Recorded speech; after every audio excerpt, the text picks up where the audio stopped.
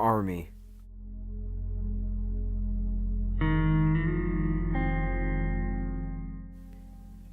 The Marines.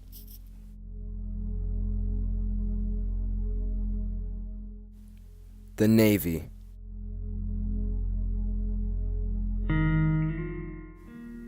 The Air Force. All uniforms we can recognize, but on the street some of our men and women aren't wearing those uniforms. They finish their terms of service only to come back to problems like substance abuse, mental illness, foreclosure, getting accustomed to civilian life, and family abandonment. The list goes on.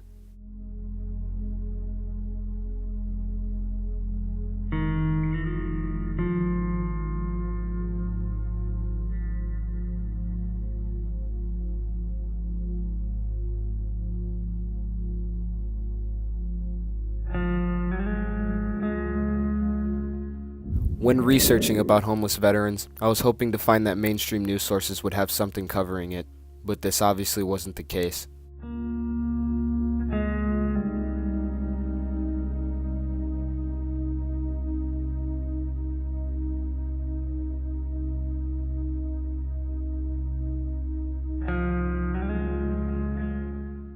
According to Military Wallet, there are 600,000 plus homeless people in the US, and approximately 68,000 of them are veterans. That makes up 10.6% of the homeless population.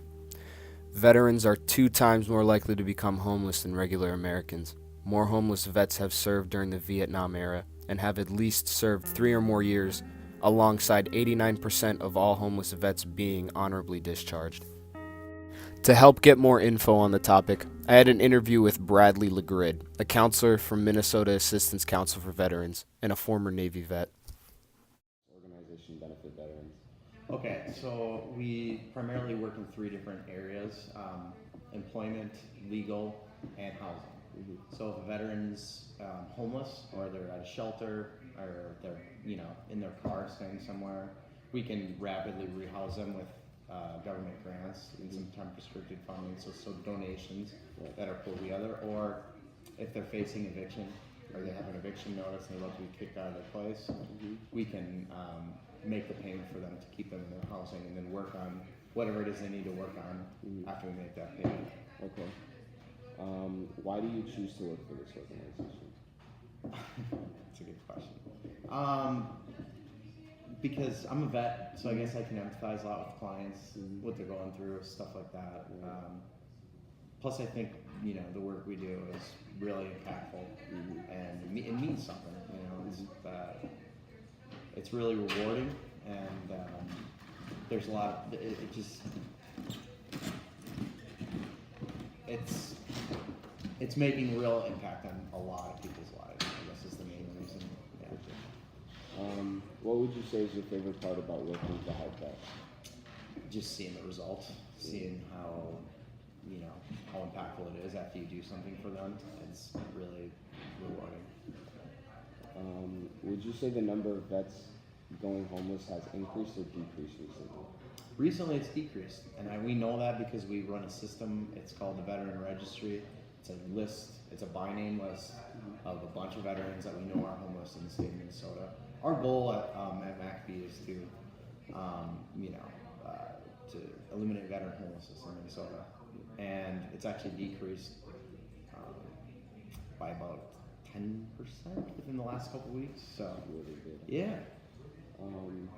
What branches are these vets usually coming from? It varies, but I mean, we don't see too many Coast Guard vets, but it could be any other branch. It could be the Guard too. Could be just reserves. But yeah, Navy, Army, Marine Corps, Air Force. When consulting with these veterans, what are the range of problems they deal with most of the time? It's there's really no. The range, I guess, could stem from just needing a one quick time short assistance because they got injured at their job and they can't afford their rent, to a veteran who's been chronically homeless for over 15 years. And he's got significant mental illness or rental barriers that don't allow him to get housing, or a criminal background that don't allow him to get housing. So a lot of these different barriers that we have to work on before we can even house them. So I guess it ranges from that short time assistance Right. type of veteran to the more extreme cases where, again, I think our company in particular likes to prioritize based on Yeah. vulnerability, and if they're unsheltered and they're you know, they have kids with them, they're staying in their car, we would probably prioritize that veteran over somebody that needed it. Right. You know what I mean? So Yeah. that's the range, though. Yeah. Do you consult any homeless veterans at all, like personally? Yeah. Yeah, I actually have a caseload myself, and I work in programs, but I think it's important for everybody in our organization to, you know, do the groundwork, to, you know, see what we're dealing with, to get a, you know, a direct perspective. What's the worst condition you've seen a vet in? Oh man, you know, there's a lot. I think, you know, I've seen them broken to the point where they don't want to get up in the morning. And this is, you know, it stems from a lot of different things. I think once a crisis hits a veteran, the shock of what's happening to them and how they could possibly have to go into shelter, you know, that's when they're at their worst shape. It's really difficult to try to mitigate that feeling because you can only do what you can do, and you can point them in the right direction if we can't do it, but sometimes it's more difficult than you'd think. What is the most difficult part about your job? Trying to have freedom to alleviate problems immediately. A lot of what we do is grant funded, so we have to go through a lot of paperwork. It's a lot of administration. I think that's difficult for our staff members in particular because it just creates lag time between when we can help a vet and when we can't. A lot of the time we're up against the clock too because they're facing eviction and they're going to be evicted by this day, so we have to kind of rush things or negotiate with landlords to buy time, and that's a big part of our job too. But I'd say that, yeah. Is it easy to hear out vets? Is it easy to hear out their problems?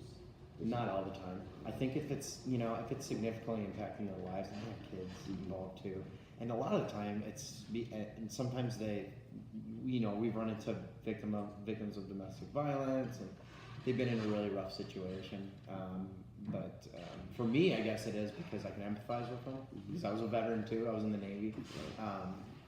But yeah, I think a lot of the time it's super difficult to hear these problems, and it wears you down too when you hear them over and over and over and over again. It's like, oh, then you start to put your problems in there.